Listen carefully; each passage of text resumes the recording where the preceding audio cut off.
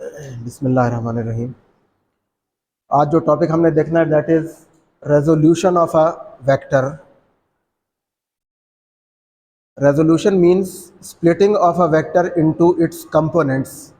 किसी वेक्टर को अगर हम उसके कंपोनेंट्स में रिजॉल्व कर लें, डिवाइड कर दें, स्प्लिट कर दें, that process of splitting of a vector into its components is known as resolution of a vector. ठीक है। आप किसी स्केलर क्वांटिटी, जैसे एक नंबर है 10 है फॉर एग्जांपल, तो 10 को आप 5 + 5 लिख सकते हैं, 8 + 2 भी लिख सकते हैं। ठीक है, 7 + 3, इस तरह से आप एक नंबर को उसके कंपोनेंट्स में रिजॉल्व कर सकते हैं।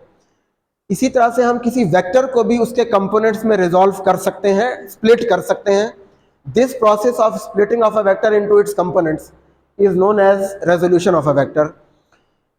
फिर यहाँ पे कंपोनेंट क्या होता है? Component of a vector, component of a vector is the effective value of a vector in a given direction. किसी स्पेसिफिक डायरेक्शन में वेक्टर की इफेक्टिव वैल्यू, ठीक है, that effective value of a vector in a given direction is known as it's component in that direction. ठीक है, वो जो effective value होती है वो उसका कंपोनेंट होता है इन दैट डायरेक्शन। फिर हमारे पास, वैसे तो आप वेक्टर के कई कई कंपोनेंट्स बना सकते हैं, लेकिन हम यहाँ पे सर्टन स्पेसिफिक कंपोनेंट्स लेंगे of the vector. Those are called rectangular components of a vector. ठीक है, उनको हम वेक्टर के रेक्टेंगुलर कंपोनेंट्स के तौर पे कंसिडर करते हैं। ठीक है, तो रेक्टेंगुलर कंपोनेंट्स क्या होते हैं? The component of a vector in those components of a vector which are mutually perpendicular. ठीक है, those components which are mutually perpendicular, यानी ऐसे कंपोनेंट्स जो एक दूसरे के परपेंडिकुलर हों, उनको हम कहते हैं rectangular components of a vector.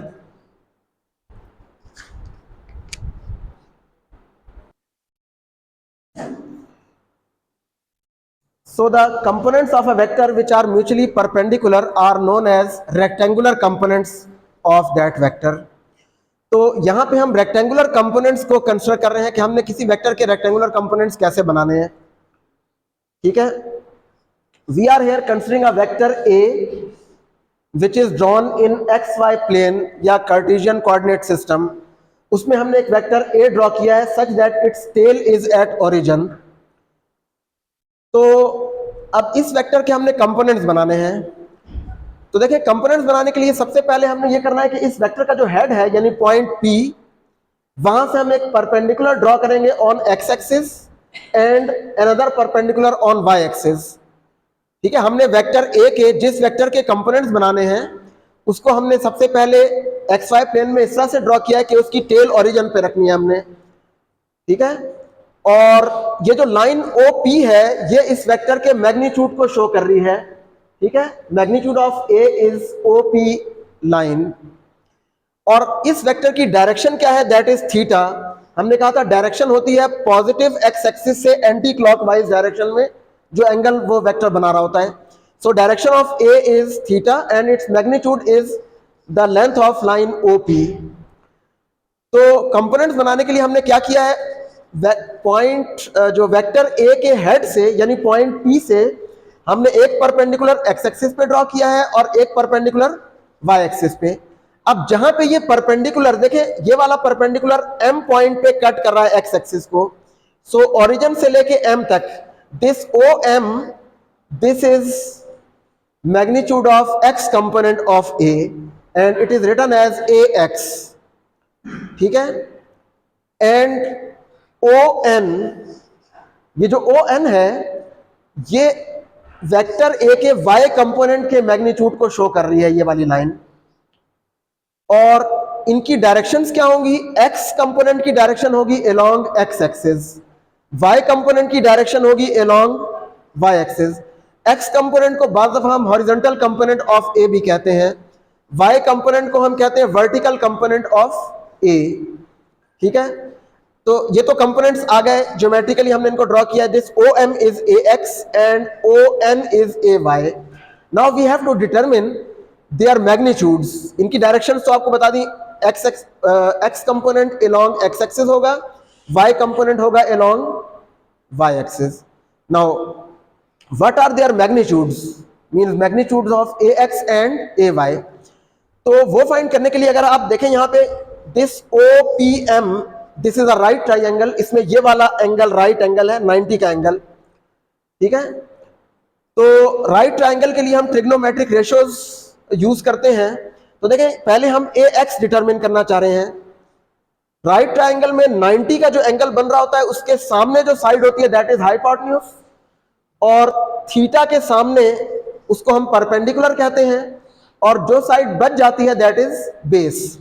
तो देखिए यहां पे 90 के सामने this OP is hypotenuse which is the magnitude of vector A, और थीटा के सामने दिस साइड MP और PM that is the perpendicular of this triangle, और ये जो साइड बच रही है ये बेस है. तो देखिए AX जो है वो इस ट्राइंगल की बेस है. तो अगर हम cos ऑफ थीटा यूज करें to determine AX, we take cos of theta in this triangle OPM. cos theta हमारे पास होता है base over hypotenuse, base over hypotenuse. So base is OM, hypotenuse is OP.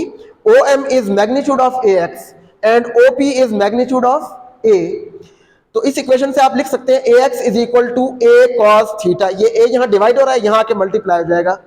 So AX is equal to A cos theta. This is the magnitude of X component of A. यानी अगर किसी भी vector का आपने X component find करना है तो, और आपको उसका मैग्नीट्यूड और डायरेक्शन गिवन है, यहां पे हमें शुरू में बताया था वेक्टर का मैग्नीट्यूड और डायरेक्शन ये हमें नोन है, ठीक है, ये हमें पता है, गिवन है ये.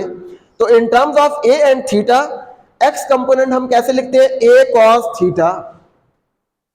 अगर हमारे पास एक सोर्स वेक्टर हो F और उसकी डायरेक्शन थीटा हो तो Fx क्या होगा, F cos थीटा.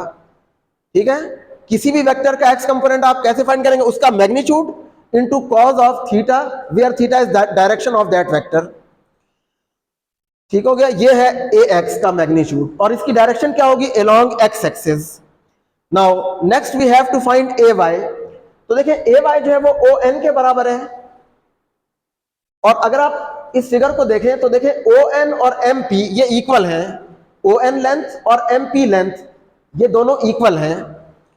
तो इसका मतलब ये हुआ कि हम ON की जगह MP भी लिख सकते हैं, ON is equal to MP.